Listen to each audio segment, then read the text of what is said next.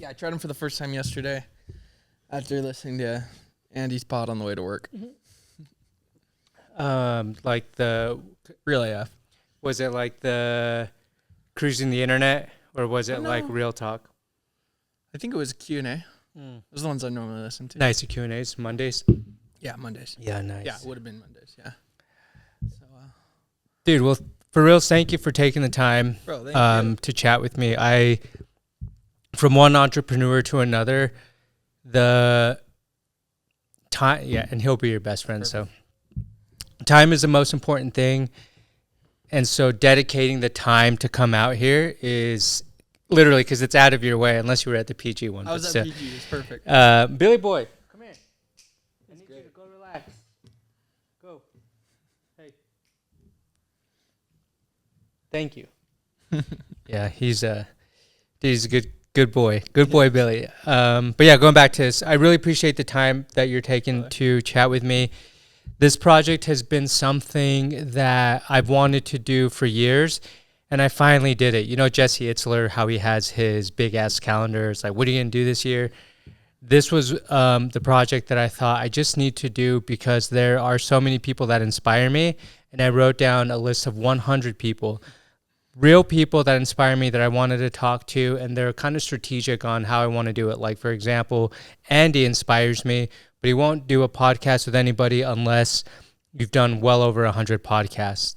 So he is like on my 101. Like, can I make it to 100? When I think of like the list of people and who's inspired me and why, you know, Andy's up there with you, or you're right up there with Andy, which, yeah, you say that, but dude, how old are you? 26? 28. 28. Yep. And in your 28 years that you've been alive, you've been an entrepreneur for probably half your life? At least, yeah. At least. What was your first business? First business was lawn mowing. Okay. Yep. And it's genuinely some of the most money I've ever made. Because, bro, there's no overhead, especially when you're 10, 12. 10. Right? All the money just goes right into your pocket. No insurance, no nothing, right? Like, so that was my first business, and it's just been a journey since then. Who actually showed you the path of entrepreneurship? No one specifically. My dad is an accountant, or he's a finance director. Okay. Right? So he kind of showed me how to model financials, of how to make one of the core things that I still use today, which is like the basic pro forma of laying out your revenue and expenses equals, or revenue minus expenses equals profit. It sounds like very simple, but still to this day, sometimes when I talk to other operators, like, they don't understand the basic of a P&L. So I have to give my dad credit. Like, the first time I learned that was when I wanted to open a shaved ice shack, which is my second business, when I was 16. And he's like, I better step in and make sure my son's like not gonna like make a huge financial weird decision. So he helped me make a pro forma to basically project out how much sales I thought I could do, then map out all the costs, and then obviously forecast the profit.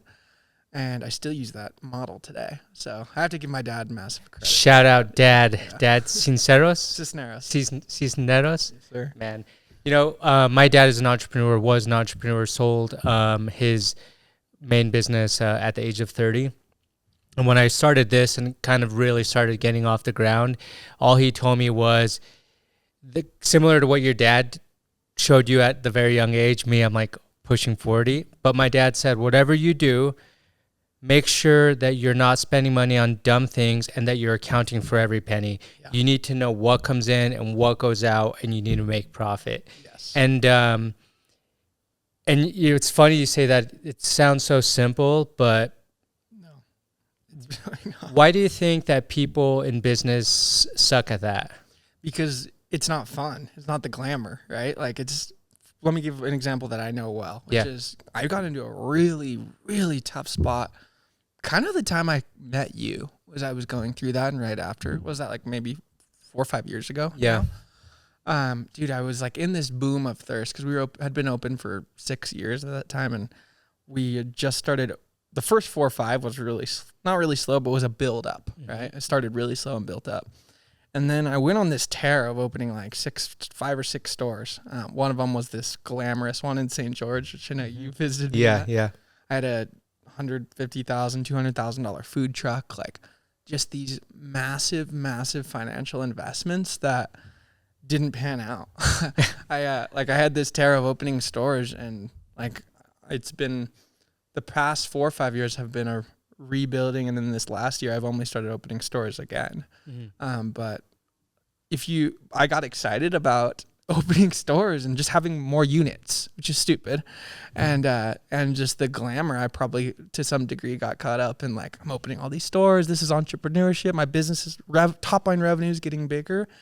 Doesn't matter if the profit's not also growing, right? Yeah. So I learned that lesson the hard way. I still learn it every day because it's me. I own Thirst, right? And if we don't have money for payroll, it's because our stores didn't make enough profit, right? So it's like the most crucial thing. And I think if you don't have an investment bank or an endless investor behind you, it teaches you those skills and the realities of you actually have to make profit in order to stay afloat and stay in business. It's not a sexy thing, right? Yeah. But it's the reality, right?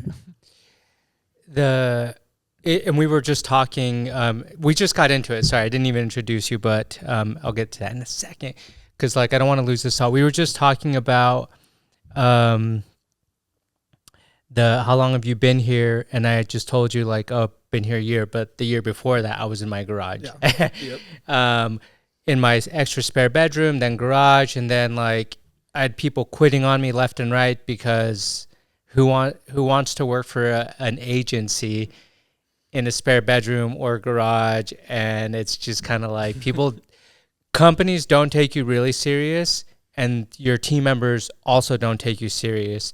It's even though you're good. So like there's nothing sexy about, at least in my world and in parallel to yours, there isn't anything sexy about trying to start something up. Yeah. Or at least I don't think. It's cool to you. Sorry, check one thing. You're good. Okay. Dude, the amount of mistakes I've made on recording these, I'm like paranoid. I'm like, is everything recording? Because either my camera or one of them or this isn't working. No, it's true, dude. And like, it's been the kind of North Star thing that's kept me in line as an entrepreneur, because I think I would probably go rogue if I had endless amounts of money behind me, or if I had some big investor hit me up early on. I wouldn't have learned those skills of entrepreneurship, which is profitability. So for the listeners that don't know you and we're already into this, who is Ethan from Thirst? I'm your local soda shop connoisseur. I'm a master of all things drink making, honestly. No, I've been in the drink business since I was 16. I started a shaved ice shack when I was 16. I'm in the drink business, and now I'm very much in the food business. Like more than half the sales at my stores are food, soft pretzels, beignets, other baked goods and treats. But I'm an entrepreneur. I call myself a drink master as a joke, but it's because I've been slinging drinks since I was 16 and basically figuring out how to bring my customers to the door, take care of them, and serve them best product possible. So Ethan from Thirst I'm the owner of Thirst. Started Thirst right out of high school, and graduated or grew that to now we are opening our 10th store. And yeah, it's been a good ride. We've opened stores, closed stores, gone up, gone down, but we're just crossed our 10-year mark. Dude, so congratulations, brother. Thank you, bro. For reals, 10 years. Most businesses don't make it past 1 or 3. We're on our 3rd year, and it's been the hardest year, hands down. Like watching, I was just telling my girlfriend,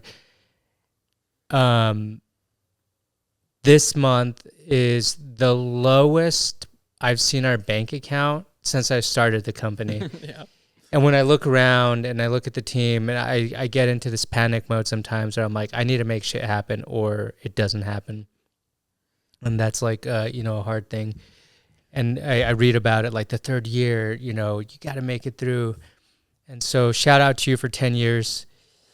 Just to add on to that, dude, like I always think about, because I have been in that moment so many times, dude. And I I'm not there in this very moment, but I've been there probably more recently than people think, right? Like, just like the realities of actually making payroll, paying rent, and all these things. Yeah. Like, I always think about like being in the moment, and I'm like recognizing that this is actually a piece of the process of what we're trying to build. Like, yeah, you're in year 3, the money's lower than you ever thought. This is how it's supposed to be going, is the hardest thing to accept, right? Like, it's supposed to be like this. Yeah. Like, that's you're supposed psycho. to. Yeah. But it's true, right? Like, it's supposed to be this hard, dude. It's crazy. What's and I have a huge list. Like, hopefully we can, I don't know how much time you have, cut me off when you do, but like, you're a whole package. And what I mean by that is, yes, you know drinks, but you know branding, you know marketing, you know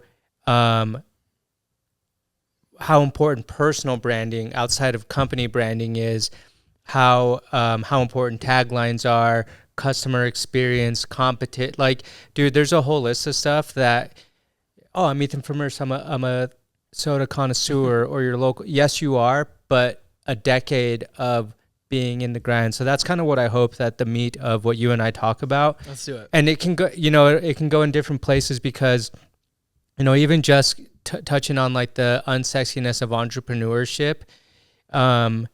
Sometimes people have said, why don't you get money? Why don't you like get an investor? Why don't you do this? And it's, I don't want to owe anybody money.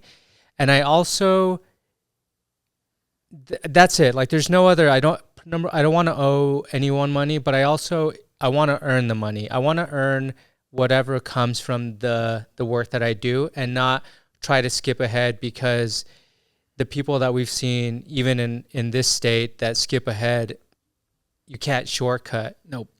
The best way to have investors, or the best way to find investors, is to build a business that investors actually are attracted to, right? Yeah. Like, I got into this mode, and it was kind of several years ago, and I was like looking for money because I was like trying to correct these bad mistakes that I had made. And I was looking for investors. I was like actively looking, and I don't have any. I own 90% of Thirst, of 10%, as my business partner, but in more of an investor role. But I don't really have any, like, obviously majority investors or big investor companies in my thing. But I was looking around for that, right, to kind of almost as a saving thing. Like, I'm feeling so low on cash, and I shifted from working on my business and trying to grow sales and grow the brand and explode everything and fix it by just actually fixing the business, to, oh my gosh, I need to go like work on my pitch deck, and I need to go have as many meetings as I can to pitch to investors. And that didn't work. But funny enough, it didn't really, it could have probably made a deal, but it wouldn't have been a very good one for me. And I flipped back to just making realistic cuts and focusing on growing sales and profitability. Or fast forward 4 or 5 years from that point, and now I'm in a completely different spot where investors are like actively asking me, and hey, if you ever need money, let me know, type of thing. And I'm kind of in the same place as you, so I don't necessarily really want that. It's like I don't have anyone to answer to right now. Yeah. But I think a lot of the times entrepreneurs focus on looking for money when they should just be focused on making something that people want to invest in. Yeah. It's a better way to find money, I think. What you're 100% right. Like, dude, make money. Like, that's how you. Having a good P&L to show is way easier to pitch than one that needs to be fixed. Right? So one of my old clients, K-Swiss, I doubt they'll ever listen to this, but people that know this company will be like, oh, this makes sense. They were one of our early clients. And just this year, we parted ways. And one of the hardest things that I just could not get my head around, and I realized that I needed to keep my mouth shut, but I was just telling them, it was, what's cooler than trying to be cool is making money. Yeah. Like, if you make money, you can do cool shit. And if you make no money, you're wasting the money that you do have on trying to be cool. Yeah. And when in 1 year out the other, like, who are you to tell us how to? And I'm just like, look, dude, you want to do cool shit, you need money. Yeah. Period. Like, what going to some of your early stuff, one of the questions, kind of things that I wrote down here was, well, let's see, kind of hop around, but what are some key things that you think in your business or your space that like business owners don't do that they should, like, you should do more of this? You're not doing this, but it's essential, but you're not doing it. Yeah. I think the easiest one is post as many times as you possibly can. I still don't think people do that. Interesting. And that's my take on social is post as many times as you possibly can. And this is not just this is anything, right? Yeah. Okay. I would say over anything. I mean, obviously running a profitable business is core, and having a good experience is core, for sure, because it'll just speed up the process of people knowing they don't like you, right? But I think one of my strong suits has always been being on the offense, marketing, getting the word out about Thirst has been a really big strong suit of mine. And I think one of the ways I've done that, like back in the early days, Instagram stories were just coming out in 2016. That's when we opened. They had just, if you remember, they started, obviously, they started on Snap and then Insta and launched them, and it was huge.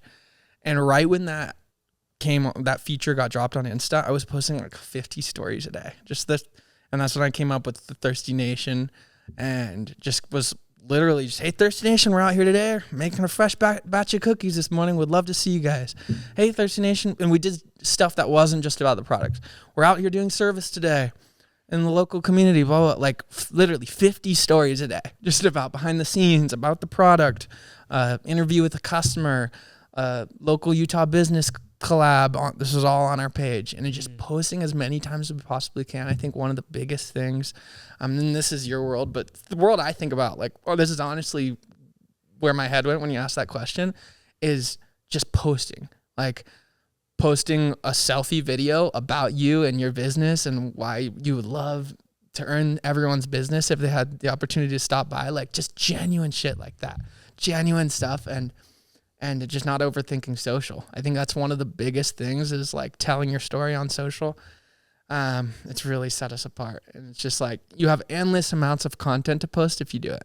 Endless amounts. And so I would say that's the number one, is posting as many times as they possibly can. I still don't think people do it. Mm-hmm. And if you look at my page and Thirst page, and that's another thing, is I obviously post from Ethan from Thirst for my personal brand, and to give just like more of an authentic angle on Thirst too, right? Like give them another reason to choose Thirst or to want to see our story, right?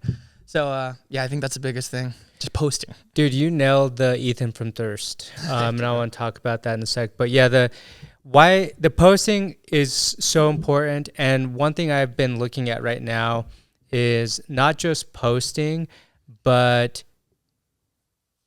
like the culture of restaurants. If I were to, when I look at, and if I'm thinking of restaurants, I think that the way to really win is to ride the trends of restaurant culture on social media, like what's on TikTok, and see if that can translate to like an Instagram.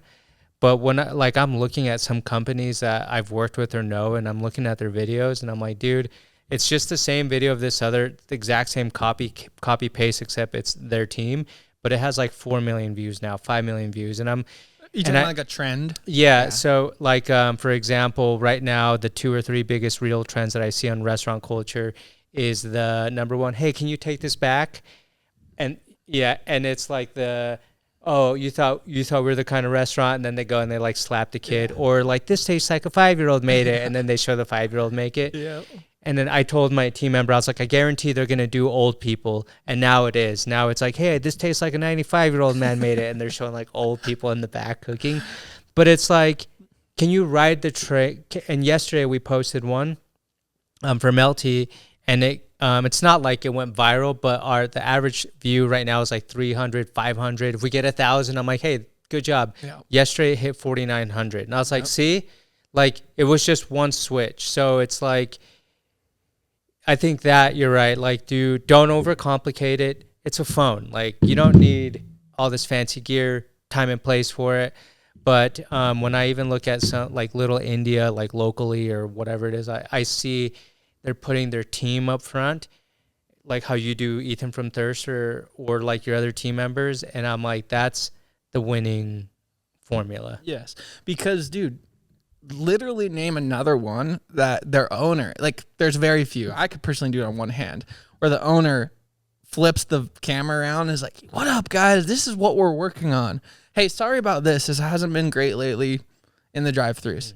Or, hey, guys, like just being just genuine and authentic, right? Like, you really don't see it. Imagine if some of the biggest brands in the world did that.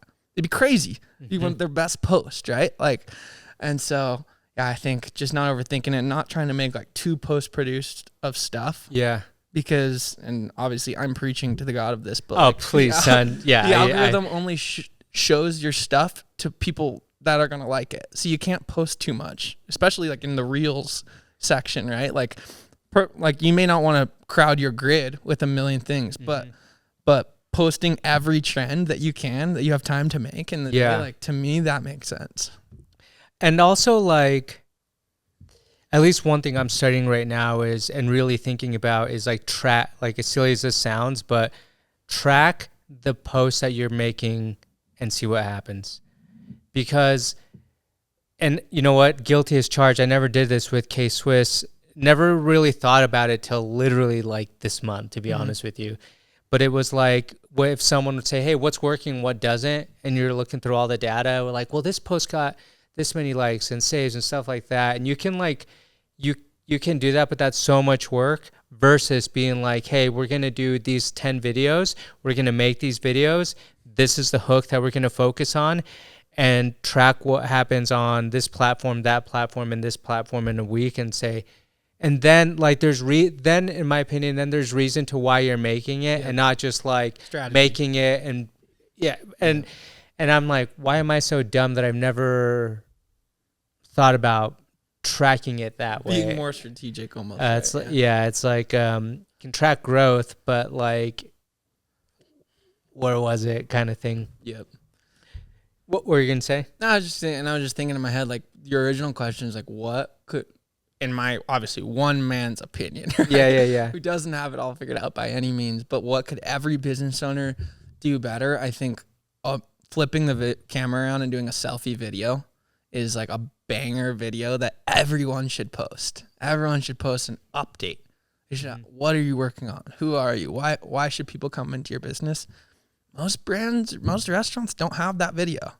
They don't have it, especially not every day on the story. Definitely not pinned on the feed. So I was, and I'm guilty as charged with that too. Like now with Billy Bites, we've been talking more of like, how do we get in people's face? Or even like my social media gal, when she's like, I just feel like I'm posting the same stuff for like Melty. I'm like, that's what you're supposed to do. Like you see it every day because you're looking at it every day. That doesn't mean that the customers or they're not. It's just facts. They maybe see it. They're not. I'm with you on that. And it's also, just going back to the right strategy. It's like you have to figure out what to post, why you want to post it, and why you want to bombard people with a specific post. And I think it becomes, at least with me right now, I'm like obsessed on how do I do that different ways every day. Yeah. Yeah, it's got to be funny. It's got to be a really good video. It's got to be some way it has to bring value, right? Like something I always say with our social team is, are we posting just to post, or is there actually a reason why we're posting? And the reason can also be it's a trend and it's funny, right? Or the reason can also be it's just a really sexy looking photo of food or something. In our case or whatever. Yeah. Like, so it can be those reasons too, but are we just like, when we're making the content schedule for the week and we're looking at what we're going to post, we need to post for Thursday. Great day to buy chocolate chip cookies. Like, that's not a post we should be even entertaining. Yeah. That's not helping us. So, yeah. And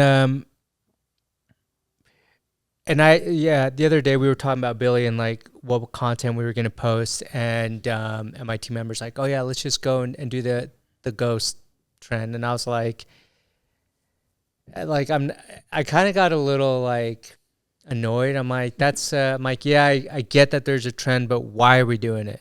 Like, tell me more. Like, I'm not just going to say, let's drive up the canyon. and do it right. And so like after pushing a brainstorm session for like an hour, it was like, okay, let's go, and we're gonna make hey, who's been eating all these Billy bites? And it's Billy eating, you know. So it's like, okay, now there's something to it versus a cute picture of a dog. And then we actually did, like, we put that on the on our tracker sheet, and that isn't performing like the original cute picture trend is not performing as well as the other stuff. So love it, bro. Let's see I want to talk a little bit about Thirst, because again, I think what you have is awesome. Here's one of your boxes, and fun fact, this is the original box stuff that I used to print my Damn Son stuff. It's just so cool to get something delivered like with a full branded package. When you started Thirst, where did the name come from? The name came from a session of trying to decide the name. But we were thoughtful, because one of the things about Thirst is we're not called Sodalicious. We're also not called Swig, home of the dirty soda.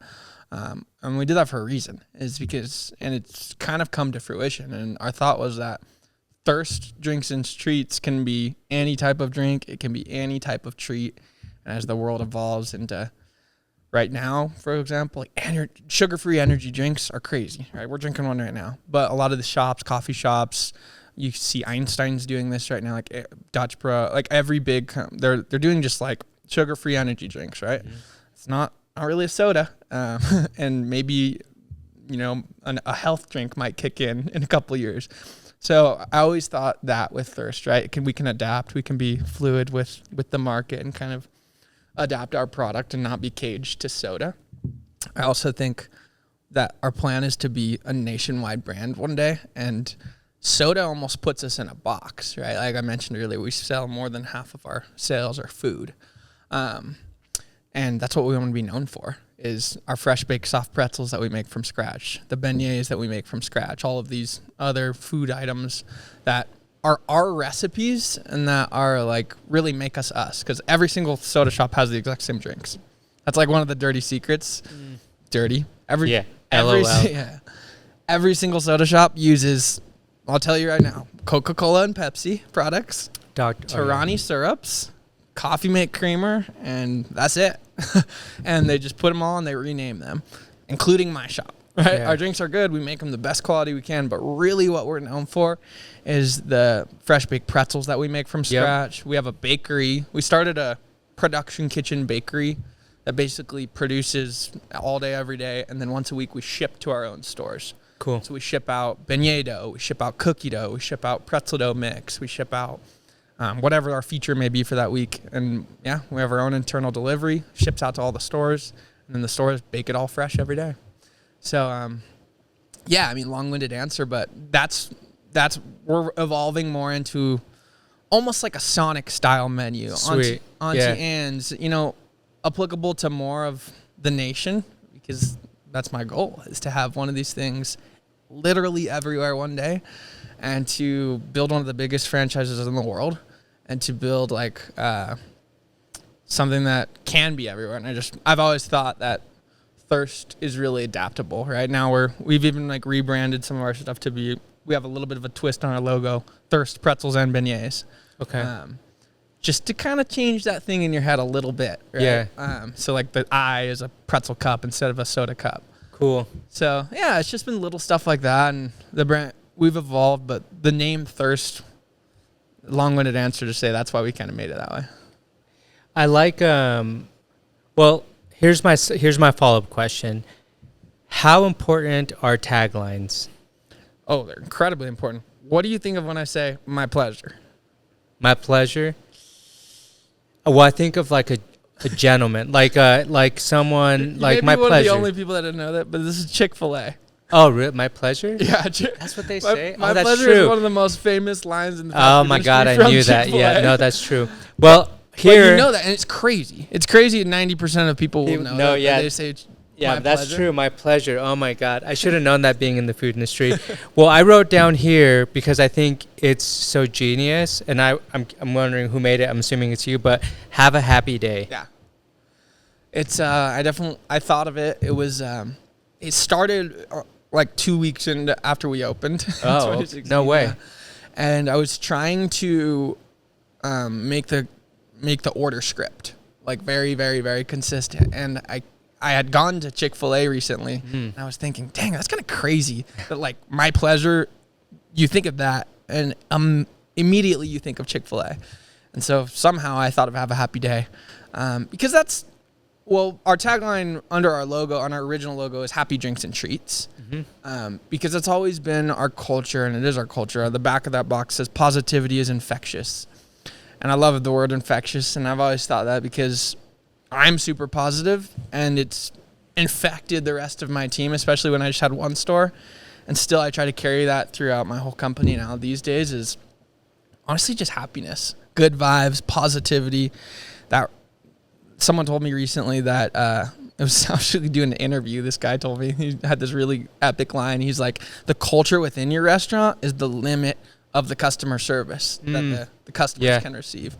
And I believe that. Like, if your team is happy and positive and just making the most out of that shift, no matter how hard it may be, it radiates out to the customer. And so, yeah, that's what we're all about. Happy drinks and treats. I think have a happy day. So have a happy day. I love it, dude. I thought it was something that you came up with a little more recent, but you're wearing the happy hat. Yep.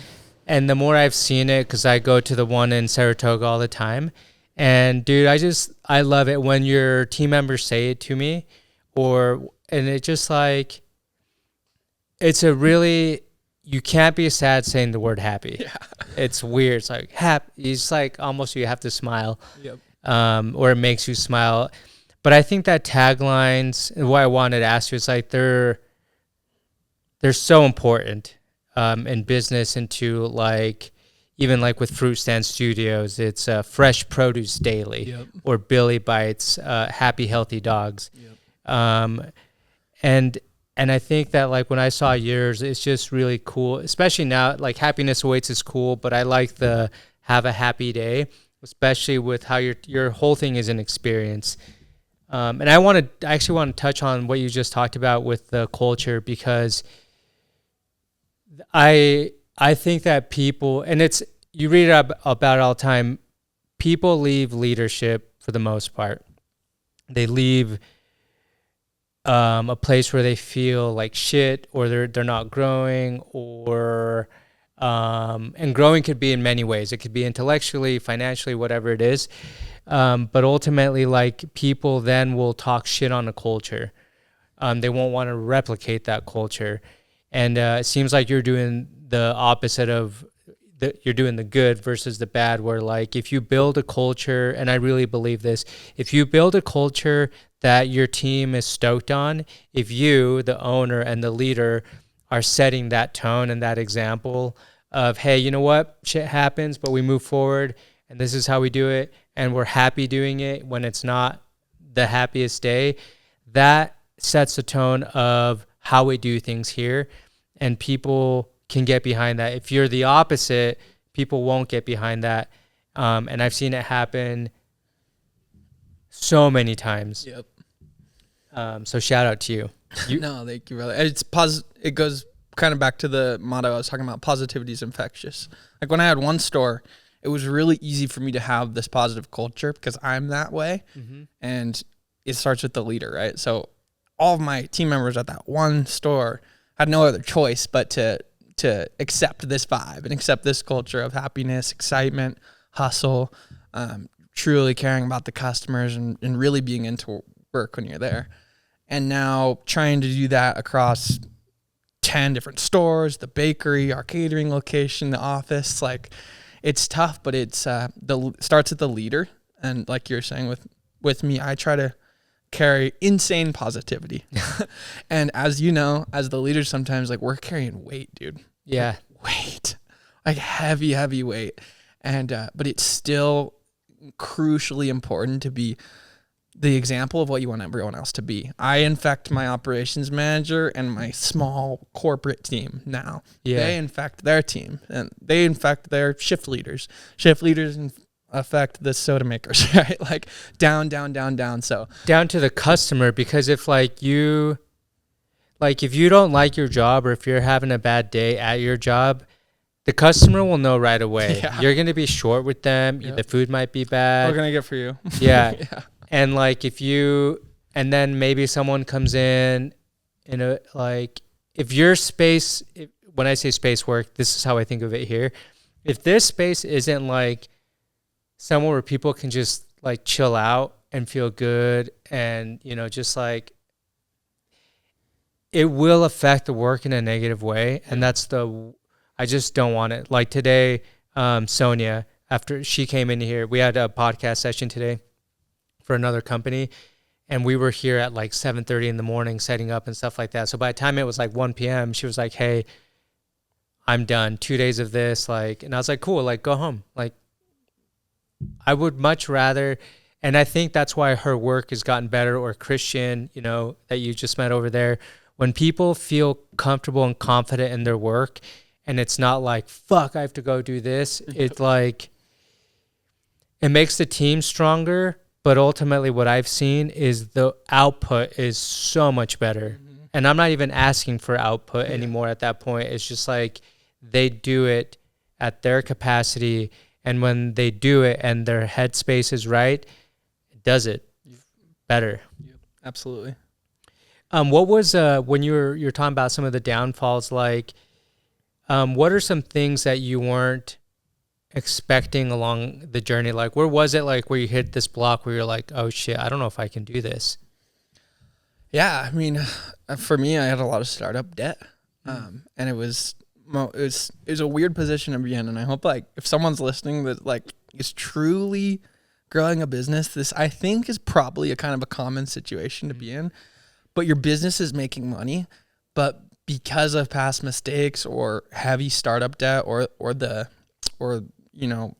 cost of what it took to get you to that point to make money, that's outweighing the money that you're making to keep the business afloat, right? And that's the point where I was. I had tons of startup debt, lots of debt service and payment to fulfill. And although I had this great, healthy business that was making money on all the stores, it didn't outweigh like the past stuff that I had to uphold, right? And so that was a tough spot for me to be in. And it took a lot of just reality of cutting unnecessary expenses and focusing on staying on the offense. Like I was saying before, like focus. And this is the hardest thing to do when you're going through a hard time, in my opinion. What were you, if you don't mind me, and you don't have to answer, but like what were, cause I think about this all the time too. Like, what were the mistakes, or what would you tell yourself? Like, hey, Ethan, you're about to start this. These are the 5 things you should be mindful for, watch out. Yeah. If it was like me starting a restaurant, your COGS and labor have to be, your cost of goods and your labor cost, they have to be fluid with your sales. Meaning, this is the prime example is when I first opened. I hired, I don't know, like 20 people or something on staff. And I was all set to, like, in my mind, almost like oversee all this, right? Like I was going to be able to schedule the team. This is when I had the first store. Schedule the team. And like I would kind of be the manager, at least to start. Maybe I would hire a manager soon, and I would oversee all of it. But the problem is that only works if there's enough sales to fulfill all of that labor cost, right? Like, so for example, in the restaurants, you want your labor cost to be 30% of your sales. Well, if your sales are only $100 for the day, like, that was literally my second day open, did $100 something in sales. Gnarly, dude, gnarly. So ended up, I let everyone go. I worked every single shift open to close for years. Oh years. Man, yeah. I had a partner at the time that I would work like open to like 8, 9 p.m. He'd work like 10 to like 11 p.m. Oh my gosh. We'd just split it and we'd cross over in the middle to help. So if I could go back, I would say manage your variable expenses and don't be too glamorous for the sales actually coming in. Being profitable, we talked, just like we said before, being profitable is cooler than having a higher top line revenue business, right? So that was one of the big things. I think some of the later on mistakes that I made after the sales were coming in were maybe just sometimes putting other people on a pedestal and like taking advice and mentorship from someone who hasn't actually done it. I've done that a bunch of times. Whether it's I've had just whether certain positions come in, or consultants or mentors. I'm like really taking their advice and putting it on a pedestal when I'm like, have they actually accomplished what I'm trying to accomplish? So that has put me in some bad spots for sure. And then I'd just say last, like just getting, not overexcited, but, just taking on too much, right? Like back to the profitability thing. Like it's this constant balance where you want to push the limits, stay on the offense. And I'm feeling this now too, but like continue to grow and accomplish something no one's ever accomplished before, but you got to do it at a pace that is realistic. You got to do it at not a pace that will keep you in business still. It's this everlasting balance that I'm playing. And so, yeah, if I could go back, I would say keep the variable costs in check, trust your gut. I feel like I've had a lot of experience just running this business, trial and error, and keeping it afloat for so long. Some of the key things that come to mind. The trusting your gut. Thank you for sharing that. I was curious because I think like this is my like third business that I'm like trying to do. Like the first one I'm actually making money and I actually got like, we're seeing things come in. And I think, one of the things you just touched on, and I try to avoid this all the time, is taking advice from people that have not done the thing. Yeah. Hey, you should do this. And they bring like a good valid point. And then I don't know if you're like me, but I start really thinking through everything and I start questioning myself. Yeah. Like, wait, did I make the right choice? Am I making it? And it's like, well, I respect this person, so I should probably listen to them. But then I'm like, whoa, my gut starts being like, no, dude, no, this is the way. Follow, because my gut has always been right. Yep. And then I get a little frustrated, and sometimes I really get like mega frustrated, whether it's a friend, family, girlfriend, whatever. I'm just like, have you done this? Yeah. No. Why am I going to listen to you? No offense. Like, I just can't take your advice because you haven't done it. Or I've had like a thing with my family member that they'll kind of give me their 2 cents. I think you should do this with your business. I'm like, how much money have you put into this? Yeah. None. How many shirts have you bought? None. How many of my dog treat? None. Don't give me your advice because you're like, it drives me crazy. Maybe that's just like, I don't know if it drives you crazy, but like I have a hard time if someone's genuinely trying to help me out and I'll always accept help, but if they help me out because they've done it or they're like, hey dude, I saw you doing this, I've been there. I'm like, dude, all ears because that's how you learn. But if it's like, hey, maybe XYZ, I'm like, maybe you should just mind your own business because like you don't understand this. And dude, another piece of it, and like just to be vulnerable, like one of my things was like I took advice. A couple different people are coming to mind, but one of them was a really good like accountant type of person, right? Like, and that's happened in a couple ways where like they're specifically good at one thing, right? Like, but you're the one that's growing this business, right? Like you've seen all the ups and downs. You've had the trial and error of actually growing the business. So you can take that advice from the lens of accounting, right? From the lens of real estate or whoever is giving you this advice. But no one has all of the pieces of the puzzle and the context except you, right? Like context is so important, dude. Yeah. Context, like so many times I explain even to restaurateurs, and you and I both know them, that like you would think like would know exactly, but you go to, they don't have all the pieces of your business, right? Yeah. There's specifics going on in your business, like what's going on financially, what's going on with the staffing situation, how did you get here, you know? Yeah. Like, and so I think like trusting your gut is also trusting the experience that you have, which is crazy, right? It's crazy because you're doubling down on yourself even more so. I've been recently in a situation where we're selling the majority portion of our business to help us get to the next level. I wish it was only 10%, but it's not. It's the majority of the business. And while we're making this deal, because it's still like in the works, I've been talking to one of my accountants, or the people working on my taxes, like, I don't know, they're not Mike, whatever.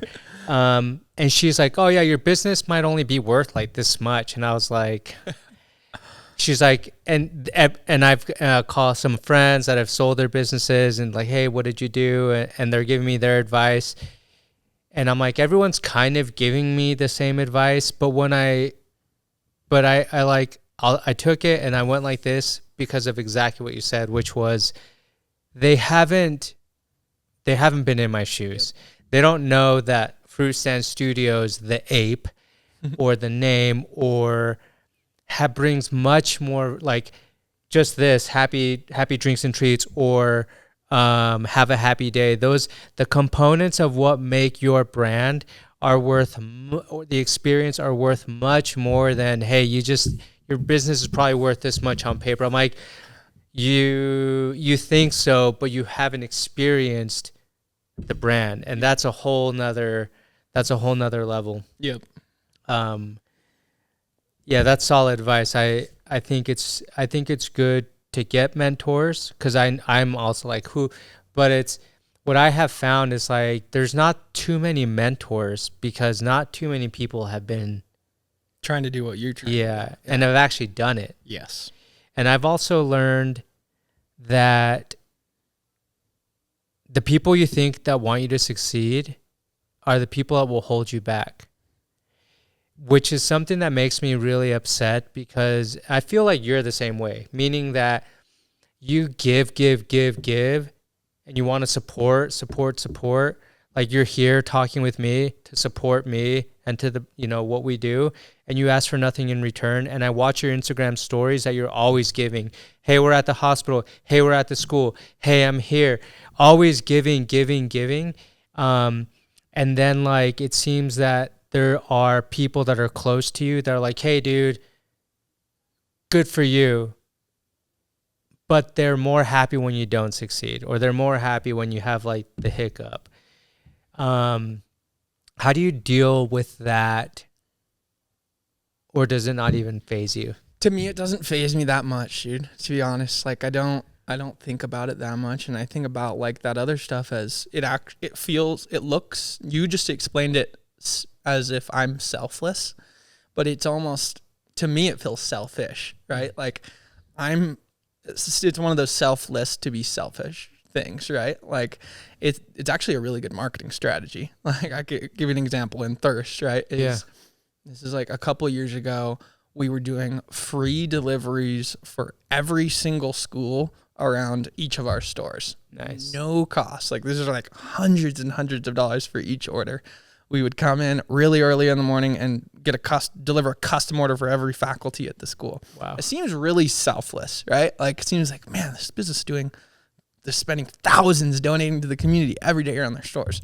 That business has come back to us though. It was a brilliant marketing strategy. We put the product in their hands. Yeah. We sent them a form with more information about our company. They looked at our menu, submitted their order. The owner came, delivered the order. It was pretty much like the ultimate strategy, right?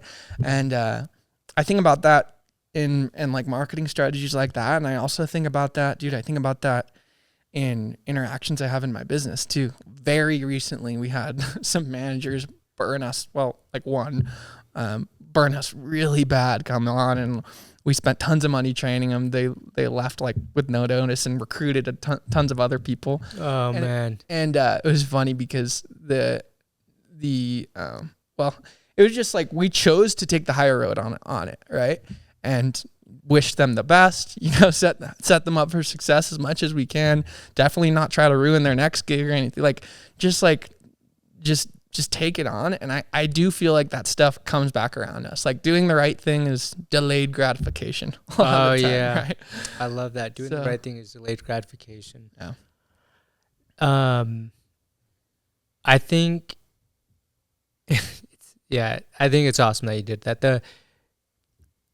What you just did, what you said, and because I'm partly in the restaurant industry, and I think when I talk to some of these franchise people, I know, but I can't say it like as direct as I would like. I'm like, I just know you're not getting out there as much. It's just a straight fact, because when I go on Google and I look at the store and I look at what's around, like you could even use this for like, it's totally fine. Like in your PG store, I'm like, there's a car dealership right there. Go to the car dealership, bring some samples, figure out a way to see if you could set up shop at one of their weekend events. Like, yo, free melty, you know, for like how creative can you be? Like, and I've thought about so many things. Like another one is like right next to a hotel. I'm like, go to the hotel. Like people need food. People are going to cater food. People are going to have meetings there. Like just, and I know because when I travel with some of my other businesses and our meetings are in hotels, they're catering local food. It's like, it's just like, I'm like, oh, this is what we should be doing. Yeah, dude. I mean, we're talking about local marketing, right? Yeah. Like it's guerrilla marketing, and it's kind of like the topic kind of shifted, but this is actually like one of the things I'm obsessed in because it moves the needle, dude. It moves the needle with sales. A lot. Like social moves the needle for sure. Like it's moved the needle for me, but it does it over time and it does it slowly, right? You build brand, the customers see you, they come in after a few impressions of seeing you.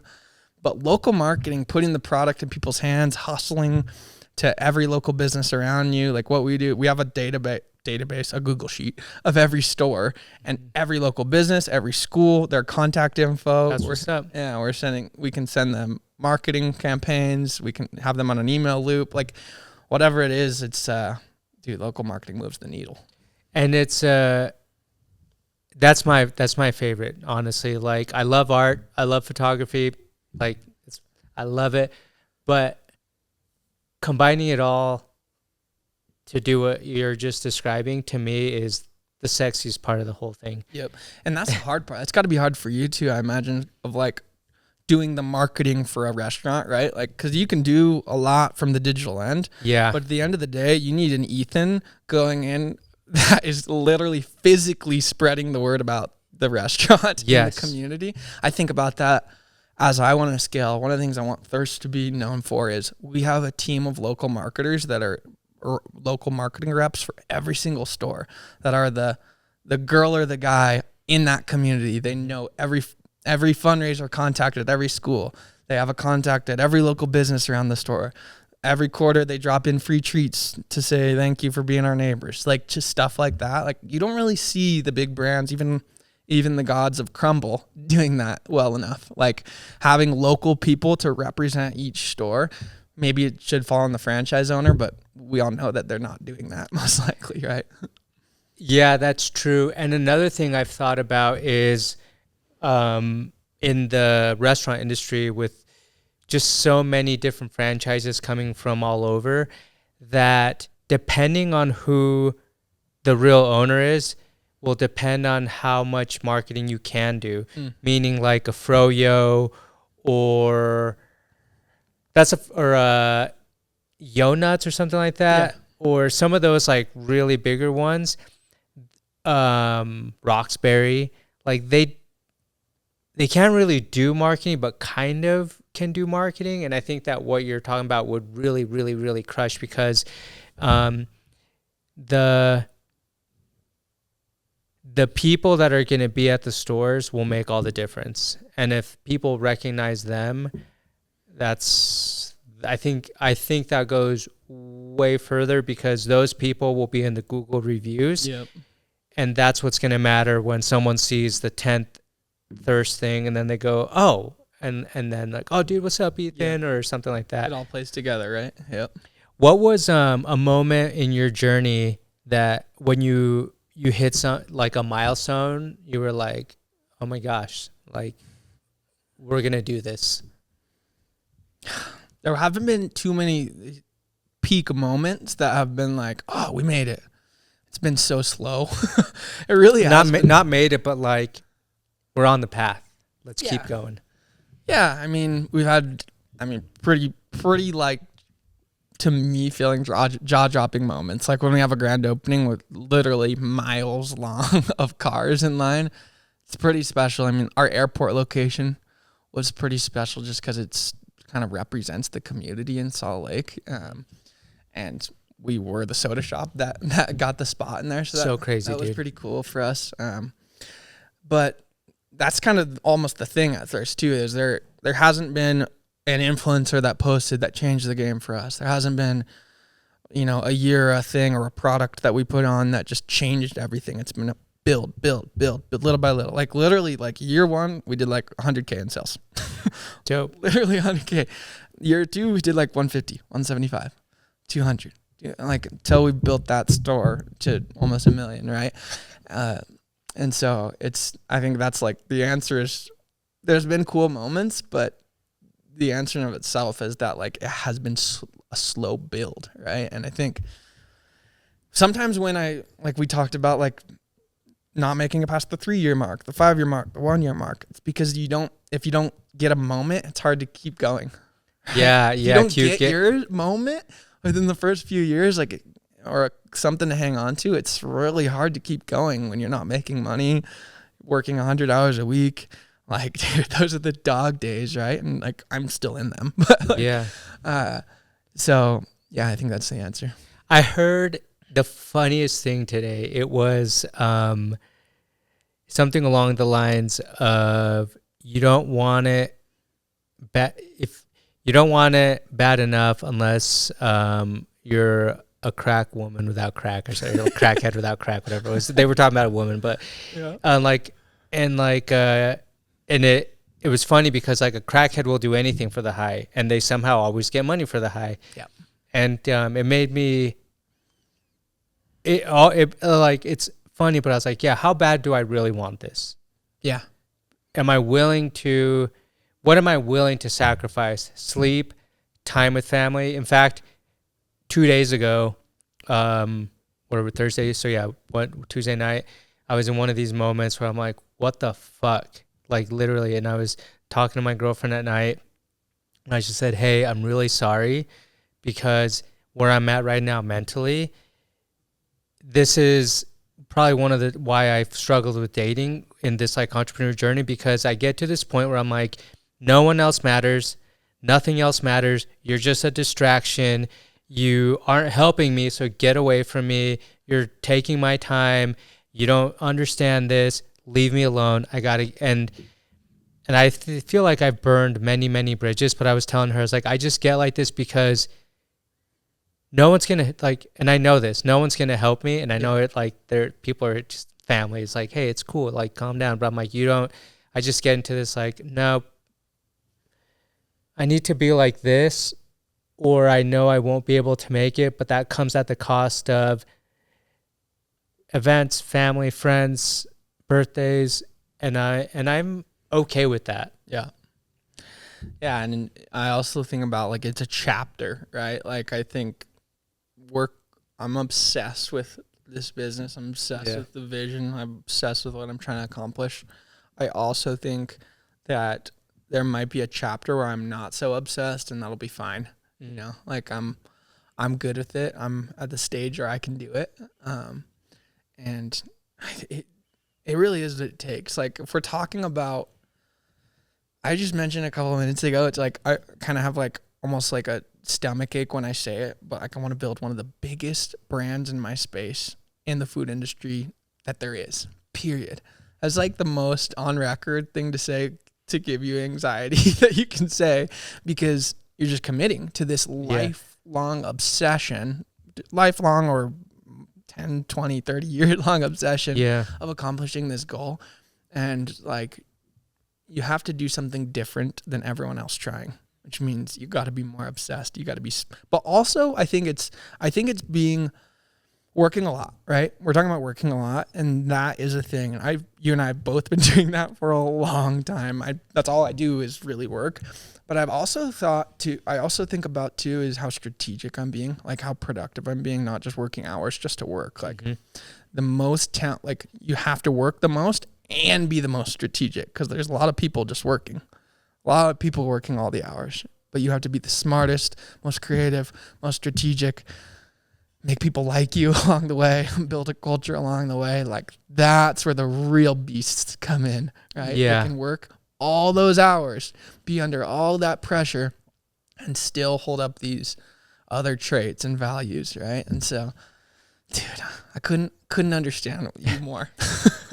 I just a couple more questions, but we're on like exactly what I was hoping we'd get to. In fact, that booklet right there, that was $6,000. I paid because there was information that and it was a lot of money. Like, I was like, am I really going to pay $6,000 for this course when I could use that money? And like, I was pacing in the back and forth, like, am I going to do this? Should I do it? And I thought to myself, like, do you know who Alex Hormozy is?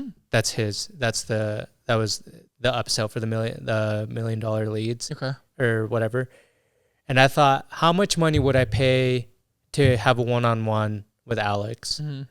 Well over $6,000. But the knowledge that I'm getting from that is because I need to make it happen, and I want to make it happen.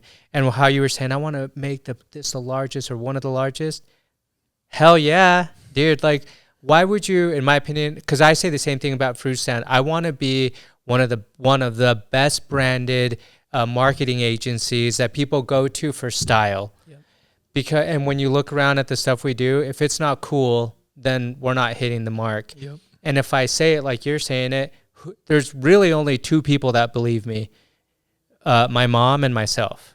That's the truth. And a handful of people, like, I'm sure you will believe me or will cheer me on, just like I'll cheer you on, because you and I have the same goal. And if you see the hustle and you respect it, and that, I'm getting goosebumps, like, literally saying this, because, like, no one wants you to win, but you want your friends to win, and the ones that are hustling, even though you and I have talked, when's the last time we met? Like a year ago? I'm still cheering you on. You're still cheering me on. That's what's up. Because the little guys that continue to hustle and outdo the people that made it, dude, I'm not even thinking about Utah. I'm thinking like way beyond that. You guys can have Utah. Cute. You want to be cool? Cute. I want to make a difference. Not only make a difference, but make a difference in people's lives. How you were talking about with your team members. Dude, I want to bring my team with me and have these cool experiences. Look at all the brands we've worked with. Look at where we're at now, just like you, the team members that have been with you from like the beginning or along the way. Like, I think it's cool to bring people with you along that. And if I have found that the more you want your people to succeed, somehow the more business you get, because it's not selfish. It is selfish, but it's not selfish. It's like you realize, hey, we can do this together. We just got to keep going. But if you, the person at the head, aren't the North Star, it's just going to crumble, because people won't ever be as passionate about it as you. At some point, they just check out, because it's at the end, it's still a paycheck for them. Yep. And dude, I just can't go back. Like, we're both in this moment, so I'll bring it up one more time, which is like feeling the moment. You just described a moment like earlier this week or something, right? Or like, just like, it really is mentally hard to be an entrepreneur, because it's lonely. Like, if you're the only one, if you're the owner and no one understands, no one has that pressure. And so it's having these aspirations, working these crazy long hours in extremely lonely circumstances and extremely unknown circumstances.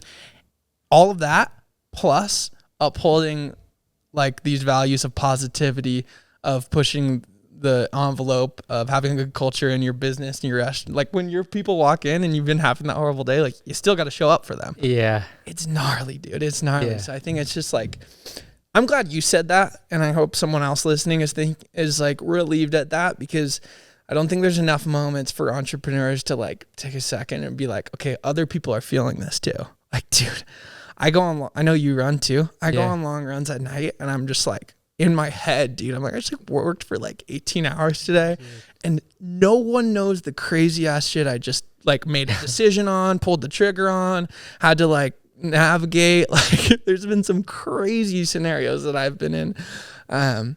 And so just shout out to everyone going through that shit, dude, because it's gonna be gnarly. Dude, by the way, shout out to you and your health kick, because you turned it around. Thank you, bro. What was it that made you turn it around? Classic just had enough of the shit type of thing, you know? And you know what's crazy is that health thing correlated to the success of my business so much, dude. Getting lazy about, you know, discipline within my business, running the business, the way that I ran it, the efficiency of my hours worked. I was very much in a work 15 hours a day, but eat like crap and not be exercising and not really be that efficient in the 15, just be there, you know, and just kind of like check in the box of hustle. That's not cool. It's really not. Like, it's cool to be extremely efficient. It's cool to get a lot of shit done, and it's cool to do it in a healthy way. So anyways, yeah, like it was probably only been like 3 years since 2.5 years, 3 years since I got in better shape, but it definitely correlated to how I ran my business. I believe that 100%. My whole life changed when I took fitness serious. And then specifically this year, like right now I'm on 75 hard or trying to finish it. I haven't done it for like a couple of years. You met me when I was first on it, but all my life progressions in the last 5 years that have been monumental have been because of the discipline of fitness and food. Yeah. Just those two things. It's crazy how that like correlates, fitness, food, and education, like books or something like that. Yeah. It's things in your business you don't realize you're not being disciplined about too. That's what got me there. Whether it's little money things, whether it's little inefficiencies of time, I think getting more disciplined about my health pushed me to clean those other things up. And like we talked about a minute ago, if you're gonna be the best, if you're gonna actually accomplish these wild goals that, you know, like I at least just threw out there, you not only have to work, but you have to be the best worker. Yeah. So. 2 more questions. Number 1, what are you most excited about? That's a great question. I mean, right now I'm really excited about all the growth. We've opened 4 stores this year, so it's been a heck of a ride, and they've been going quite well. So it's been my main focus. I'm getting ready to open our Harriman store right now. So nice. I'm head down focused on that, but I'm also I've got a couple really big things up my sleeve too. One of them is in the DTC space. I'll give you a little preview, but it's called Dirty Soda Sticks. Dirty Soda Sticks. Yeah, Let's go. Basically the idea is everyone in the world, especially lately with the Secret Lives of Mormon Wives Hulu show, wants to try dirty soda, right? And our competitors have moved outside of Utah. We haven't yet, but not everywhere. Everyone is dying to try this Utah craze of dirty soda. Basically, we packaged it into sachet sticks, all the flavors, and you can add it to your gas station drink, your can of soda. So genius. Your hydro jug, whatever it may be, and you can make your soda dirty with our different mix-ins. So that I'm very, very excited about. I think it's going to... What are you going to call it? Thirst sticks? Thirst Dirty Soda Sticks. Thirst Dirty Soda Sticks. Yeah, I should have brought you some, but really bring me some, please. Also, on that, my buddy... why did I just space his name? And I'm like, his image is right in my head. Eric Roberts. He was showing me the teaser of the documentary he's making about dirty sodas, and I'm like, dude, there's Ethan from Thirst. The Madison Pope Creative. Yeah, whatever they're doing. Eric Roberts had page or whatever. Right. The document series about sodas in Utah. What's it called? Like the diary sodas or like... Yeah, I don't know. You know what I'm talking about. They interviewed me and they came to our grand opening. They did, yeah. Because he showed me the preview for it. And he's like a big producer. Like he's doing stuff with John Heater. They're like homies. And I was like, dude, this is like, that's my buddy. So last question. What are some of your life philosophies? Really, it's this positivity kick we've been talking about, right? I try to be a glass half full guy in every single scenario, you know, because what else is there at the end of the day, right?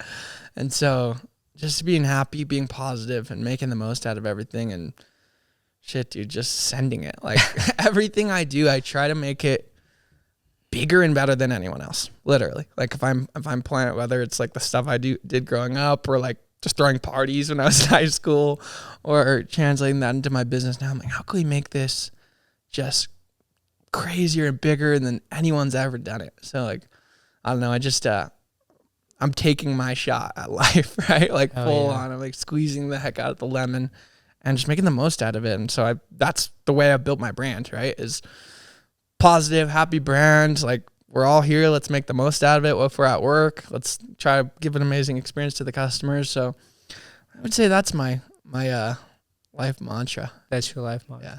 I love it. Ethan, you're an everyday hero. I want you to brother. know that. Thank you, brother. That's the whole purpose of this entire podcast is there are people right across the table from you that are doing the thing and they're inspiring so many people. You don't have to be a Gary Vee. You don't have to be an Andy Frisella. You just got to be Ethan from Thirst. You just got to be Omar Presswich. You just got to be Billy Boy. You know, like there's so much power in doing things for you and staying positive along the way. And those are the people that change the world, in my opinion. Hell yeah. So thanks for your time, brother. Thank you, bro. And thanks for the gifts. Absolutely. And to listeners, go support all the Thirst. It's kind of fun to like, the April O'Neil is my favorite drink. Yeah. Because of the name, of course. It's also really delicious. It's an energy drink one, right? It's Or it has Mountain Dew. Yeah. Yeah, Mountain Dew. The swag, can people buy it from your store, right? Yeah. Okay. Right at our stores. Heck yeah. Yeah, come visit us for the greatest pretzels and beignets you've ever had. Get the pretzel bites with cheese. It's my Sunday kryptonite. I love going and getting the pretzel bites with cheese. The beignets, I have to wait another 20 days. Bring your dog, get some pup cups. You guys do pup cups with little bones. Yes, sir. We need to get you some Billy Bites. Dude, we need to should do make that. Billy Bites like an official, like something with Thirst, or because our colors are similar. It'd be cool to do like the Billy Cup, or Dude, we we'll need do to do something. We're pushing this hard, dude. So Let's make it happen. anyway, you're the man. Thank you. Thank brother. you, Ethan. Thanks for your time.